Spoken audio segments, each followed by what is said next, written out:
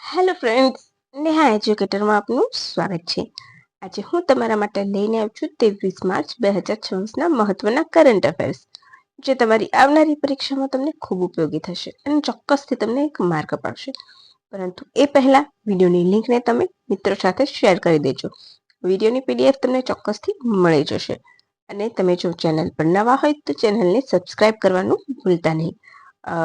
એક રિક્વેસ્ટ છે ફ્રેન્ડ્સ કે હું તમને બનશે તો 2 દિવસ કે 8 દિવસે થોડાક કરંટ અફેર આપીશ, કારણ કે હજુ પણ મારું ગળું ખરાબ છે. હું વધારે બોલું છું તો મને હજુ પણ ઇન્ફેક્શન ફીલ થાય છે, ખાંસી આવે છે, રાઈટ? તો 2 દિવસના બને એ રીતે ભેગા આપીશ. તો ચાલો આજે આપણો પ્રથમ પ્રશ્ન જોઈશું. તાજેતરમાં માતાની પછડીને જીઆઈ ટેગ આપવામાં આવી હતી, તે કયા જિલ્લાની છે? Option A Surendranagar, option B Ahmedabad, option C Valsad, option D Banaskantha.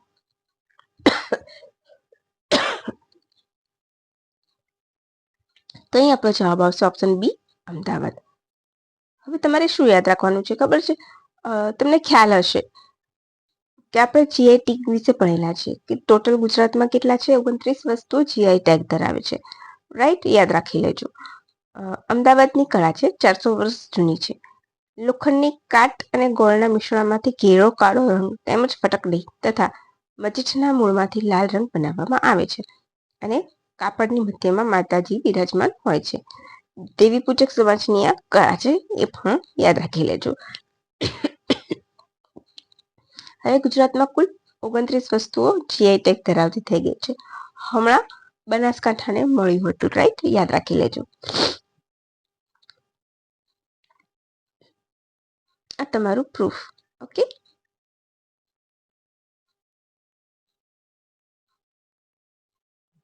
ચર્ચામાં આવેલી છે એટલે મેં તમને અત્યારે આપેલું છે, રાઈટ? કુલ કેટલી વસ્તુ જીઆઈ ટેગ ધરાવે છે? આરસપાળને મળ્યું હતું આપણે બનાસકાંઠાના, તો કુલ 28 છે. માફ કરી દેજો, મારાથી બાય મિસ્ટેક બોલાઈ ગયું હતું, રાઈટ? તો યાદ રાખજો.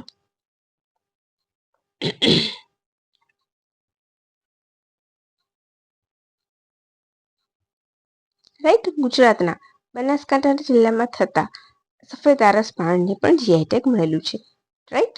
જેમાં પછી 4 વસ્તુ ખાદ્ય વસ્તુ છે ગુજરાતની: ભાલિયા ઘઉં, કચ્છી ખારેક, કમલસાડી ચીકુ, બરાબર, અને કચ્છી ખારેક એ પણ છે. પછી તાજેતરમાં ચર્ચામાં રહેલી ટાંગલિયા કળા. ટાંગલિયા કળા કેમ ચર્ચામાં છે? તો ટાંગલિયા કળામાં એ પણ જીઆઈ ટેગ ધરાવે છે, રાઈટ? કેમ ચર્ચામાં હતી એ મને તમારે કહેવાનું છે. કયા સમુદાય દ્વારા બનાવવામાં આવે છે એ યાદ રાખી લેજો. ડાંગસિયા સમુદાય દ્વારા છે બનાવવામાં આવતી કળા છે. પહેલા આપણે જીઆઈ ટેગ જોઈ લઈશું. જીઆઈ ટેગ તો સૌપ્રથમ geographical indication regulatory Chennai act કયો? 99 અમલીકરણ 2003 થી. પ્રથમ જીઆઈ ટેગ કોને મળ્યું હતું? દાર્જિલિંગની ચાને. અને જીઆઈ ટેગ કેટલા વર્ષ સુધી માન્ય રહે છે? 10 વર્ષ સુધી. જીઆઈ ટેગ મળવાથી ફાયદો શું થાય છે? તો અન્ય વિસ્તાર તેનો દુરુપયોગ કરતો નથી. વસ્તુની મૂળ ઓળખ અને ગુણવત્તા બચેલી રહે છે. નકલ અને ખોટી વસ્તુઓથી રક્ષણ મળે છે. સ્થાનિક ખેડૂતોને પ્રોત્સાહન મળે છે અને આંતરરાષ્ટ્રીય બજારમાં એનું નામ પ્રમાણિત થાય છે. ટાંગલિયા તો ડાંગસિયા સમુદાય દ્વારા કરવામાં આવે છે. કેમ ચર્ચામાં હતી? તો બ્રાડ પિટ દ્વારા બ્લુ કલરનું શર્ટ પહેરવામાં આવ્યું હતું F1માં, એના કારણે. આ ખૂબ અગત્યનો પ્રશ્ન છે. Next question number 2. ગુજરાતી ભાષા માટે સાહિત્ય અકાદમી 2025નો એવોર્ડ કોને મળ્યો છે? 7 સ્ટાર લગાવી રાખજો. આવડાની કોઈ પણ પરીક્ષા હશે એમાં આ ક્વેશ્ચન આવશે. હવે ભરતકામને એના વિશે તમારે વધારે વિડીયો જોવાના હોય, વધારે માહિતી જોઈતી હોય તો ગુજરાતનો સાંસ્કૃતિક વારસો જોરાવરસિંહ જાદવનો, એમાંથી મેં એક વિડીયો બનાવેલો છે, તો તમે એ જોઈ લેજો. તમને ખરેખર ખૂબ ફાયદો થશે. ગુજરાતની ભાષા માટે સાહિત્ય અકાદમી એવોર્ડ કોને મળેલો છે? તો ઓપ્શન હું સીધો તમને જવાબ કહી દઉં છું. અહીંયા બધા ઓપ્શન પણ રિલેટેડ આપ્યા છે. ઓપ્શન છે ગુજરાતના યોગેશ વૈદ, એટલે કે એ.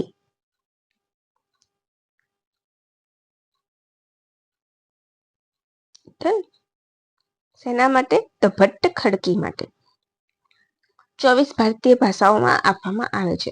24માંથી 22 કઈ છે તો બંધારણીય માન્ય છે અને એક અંગ્રેજી પ્લસ રાજસ્થાની, યાદ રાખી લેજો. 8 પુસ્તકો, 4 નવલકથાઓ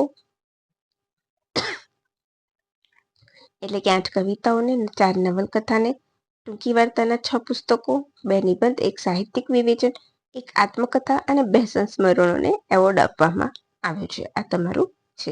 હવે ઉપર મેં આપેલું છે તમને, રાઈટ. ખજૂરસિંહ ઠાકોર, રાજુ બાવિસ્કર અને નવસેજ સરના, તો એ બધાને સાહિત્ય એવોર્ડ મળેલો છે, પરંતુ એમની ભાષામાં. તો કલ્યાણી લ્યા રેશા મરાઠીમાં લખાયેલી આત્મકથા છે, રાજુ બાવિસ્કરને મળ્યો છે. ઠાકોર સતમૈયા ખજૂરસિંહ ઠાકોરની ડોંગરી ભાષામાં લખવામાં આવેલી કવિતા છે. અને નવતેજ સરના અંગ્રેજીમાં એમની લખાયેલી નવલકથા ક્રિસમસ સ્પ્રિંગ માટે મળેલો છે.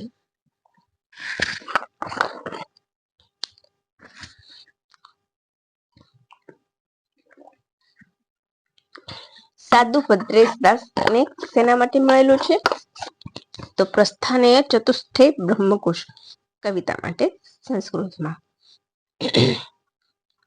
હવે એવોર્ડમાં શું આપવામાં આવે છે તો 1 લાખ રૂપિયા રોકડા, શાલ, પ્રશસ્તિ પત્ર. બરાબર, આ તમારું થઈ ગયું. આ નીચે તમારું પ્રૂફ કઈ ભાષાના લેખકોને મળેલા છે એ આપેલું છે અને એમનું સાહિત્યનો પ્રકાર. ત્રીજું, તાજેતરમાં ભૂપતિ રાજુ અનમીશ વર્માએ કેટલા દિવસમાં 7 જ્વાળામુખી પર્વત સર કરીને ગિનિસ બુક વર્લ્ડમાં નામ નોંધાવ્યું છે?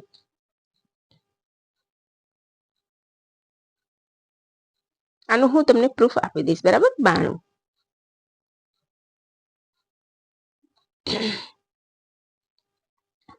બરાબર, રશિયાથી શરૂઆત કરી હતી. બરાબર, એ હું તમને પ્રૂફ આપી દઈશ. અહીંયા આપેલું છે, જો 7 જ્વાળામુખી સર કર્યા હતા. કયા કયા એ તમારે મને કહેવાના છે. 7 ચોટી તમને મેં લખાવેલી છે, રાઈટ.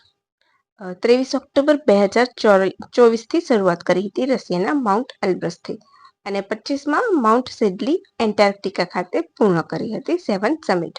આ રહ્યો એમનો ફોટો. સૌથી નાની ઉંમરના છે અને સૌથી ઓછા સમયમાં પણ સર કર્યું છે. આ બંને વિગત યાદ રાખી લેજો. પછી અગત્યનો પ્રશ્ન, અમુક જ્વાલા ભારતીય યુદ્ધ અભ્યાસનું આયોજન ક્યાં કરવામાં આવ્યું છે? Option A Uttar Pradesh, option B Rajasthan, option C Madhya Pradesh, option D Gujarat. તો અહીં આપણો જવાબ આવશે option A Uttar Pradesh. Done. Exercise અમુક જ્વાલા ભારતીય આર્મીની સાઉથર્ન કમાન્ડર દ્વારા ઉત્તર પ્રદેશના બબીના ફાયરિંગ રેન્જ ખાતે કરવામાં આવ્યું છે. હાઈ મશીનાઇઝ ઓપરેશન પ્રદર્શન છે, જેમાં મલ્ટી ડોમેન ઓપરેશન અભ્યાસ પણ કરવામાં આવે છે. જમીન, હવા, સાયબર, પાણી, અંતરિક્ષ એમ બધા ક્ષેત્રે ભારતીય સેનાનું ક્ષમતા પરીક્ષણ કરવામાં આવ્યું છે.